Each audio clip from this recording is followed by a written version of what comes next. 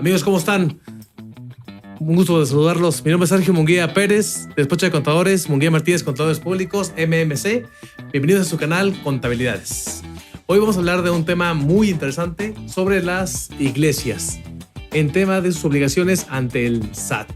Se preguntarán, ¿a poco las iglesias tienen que declarar impuestos o declarar obligaciones ante Hacienda o el IMSS o finanzas? Pues sí. Para todos los sacerdotes que llevan una administración ante su parroquia, les informo que es importante que tengan un buen control ante su administración, empezando por la principal cosa: tener su registro constitutivo. Tener también un dictamen expedido por la Secretaría de Gobernación. Esos dos papeles son importantísimos para que, si llega la autoridad, sepa que sean una iglesia registrada ante la Secretaría de Gobernación. Otro punto importantísimo que deben de tomar en cuenta es que los ministros de culto o los sacerdotes, no nada más el párroco, sino los vicarios, tengan un documento expedido por gobernación sobre el tema de un papel llamado toma de nota. Esta toma de nota, en términos de español, significa en la que dice ahí quién está trabajando o, mejor dicho, colaborando en esa parroquia. Otro punto es que tengan su expediente fiscal.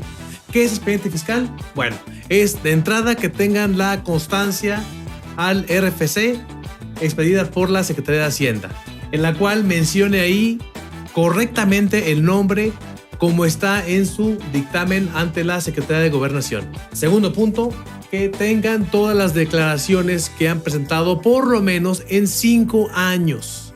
¿Por qué 5 años? Porque es lo que la autoridad puede revisarnos. Otros puntos que deben de considerar dentro de una administración son las obligaciones ante el SAT. Para las ARs o acciones religiosas es: 1. Hacer la declaración anual antes del 15 de febrero del 2023. Otro punto, declaraciones mensuales. Muchos se preguntarán, oye, pero yo no tengo obligaciones en mi constancia. No, es muy obligatorio que tengas las declaraciones mensuales en tema de las retenciones de sueldos y retenciones de asimilable a salario. ¿Por qué? Porque para el SAT es importante que una parroquia se tiene que mover forzosamente por trabajadores: la secretaria, el sacristán, la de la limpieza, y también todos los ministros de culto o los sacerdotes, los vicarios, también tienen que timbrar su manutención. ¿A qué me refiero con esto? No es un sueldo, el padre no es un trabajador de la iglesia. Sin embargo, es una persona que colabora con esa acción religiosa, y ese gasto que tiene el padre para poder vivir, poder comer, es necesario que se timbre un CFDI llamado asimilable a salario. Otro punto importante es: si el padre o ministro de culto o incluso el vicario recibe 5 UMAS diarias, es exento para impuestos, que más o menos viene siendo 14,500 pesos. Vamos a dejar esa cifra como fija. Sabemos que no es exactamente esa cantidad, pero para no entrar en cálculos exactos, si el párroco, el vicario o, en término técnico, el ministro de culto recibe más de esa cantidad, empezará a pagar impuesto, porque el SAT dice no, definitivamente el padre está ganando más, entonces eso ya se considera como ingreso gravable. Otro punto importante que deben de considerar los párrocos o la gente que está administrando una acción religiosa es el pago del seguro social de sus trabajadores. ¿Por qué es importante esto? Independientemente de que una iglesia se mueva por medio de fines no lucrativos, o sea, que no es una empresa, que no es una compañía o no es una pyme, independientemente de eso, hay trabajadores, y el seguro social dice: está una persona trabajando contigo, entonces tienes la obligación de pagar el seguro social. Mismo caso para el Infonavit, mismo caso para lo que es el RCB, que es el tema de la jubilación de los trabajadores. Entonces, muchas de las iglesias no están cumpliendo con este punto. Este punto es muy común en multas. Y no nada más en multas, sino también ha habido muchas demandas de los trabajadores que no tienen seguro social.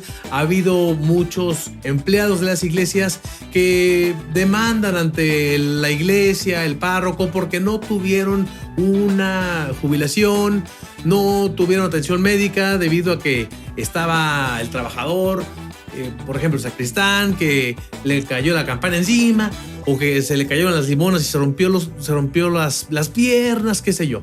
Es importante siempre que los trabajadores tengan seguro social por dos cosas. Una, por los derechos del trabajador, y la segunda, porque simplemente es una obligación de una asociación religiosa. Otra obligación importante que tiene una asociación religiosa es que tiene que pagar el impuesto sobre nóminas. Ese impuesto es igualito que con el tema de las empresas, pymes, negocios chicos, negocios grandes, compañías muy grandes, extranjeras que se establecen en México. Las parroquias son exactamente igual. Y no nada más por el tema de la nómina, sino también dice el reglamento de finanzas que debes incluir los asimilables al salario, que dijimos hace un momento, la manutención de ministros o lo que recibe el padre para poder vivir, se timbra como asimilable al salario. Eso también se considera para poder pagar este impuesto sobre finanzas. Ahora hablaremos de lo que tenemos que tomar en cuenta para una buena administración fiscal. ¿A qué me refiero con esto? A que debemos de tener todas las facturas de gasto.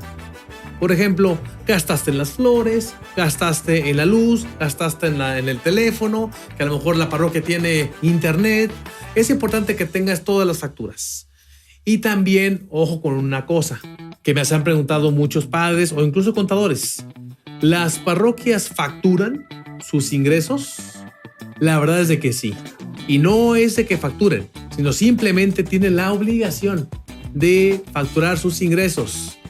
Y otros me han preguntado, ¿a poco alguien cuando da la limosna en la iglesia, a poco pide mi factura por la limosna? No me refiero a eso.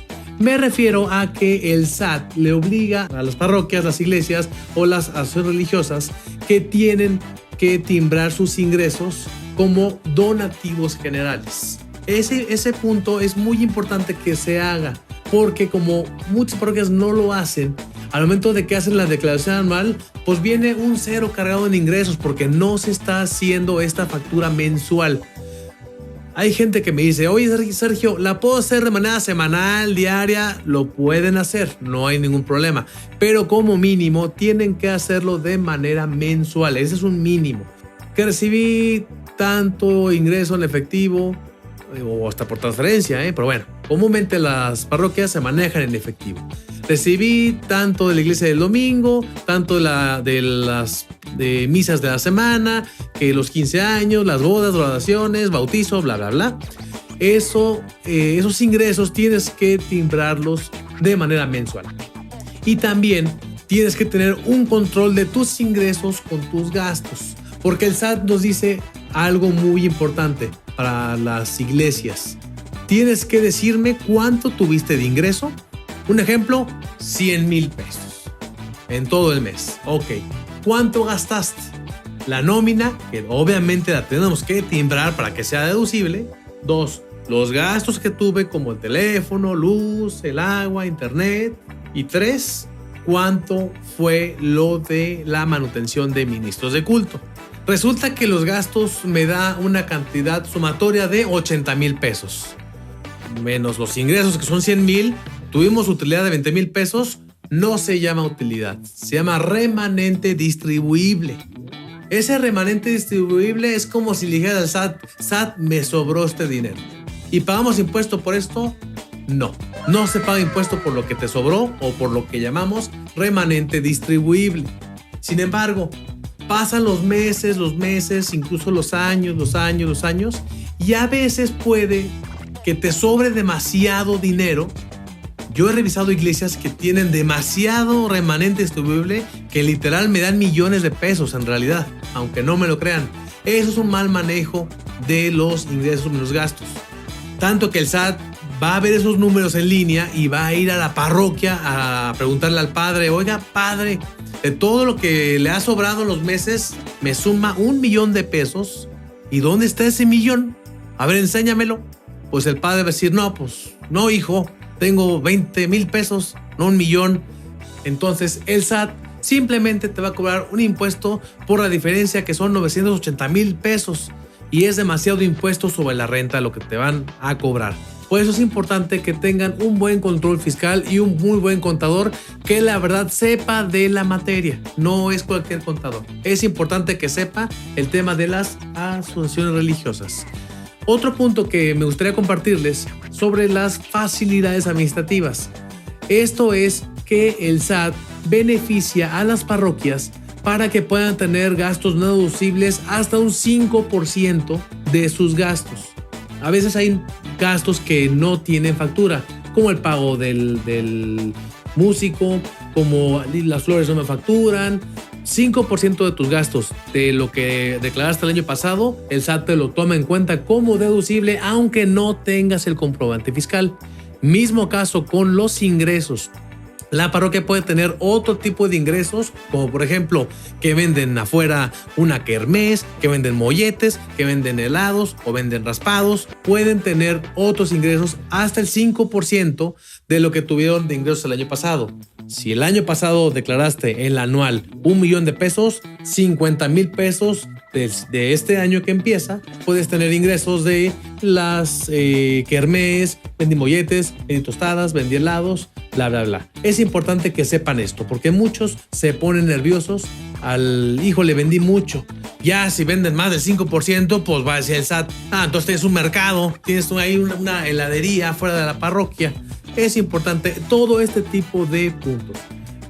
Bueno amigos, esto ha sido todo. Fue un gran placer estar aquí con ustedes explicándole estos temas interesantes para las iglesias. Cualquier duda que tengan y demás, pueden contactarnos aquí abajo, aquí en nuestras redes sociales. Repito mi nombre, Sergio Munguía Pérez, despacho de contadores Munguía Martínez, Contadores Públicos. Gracias.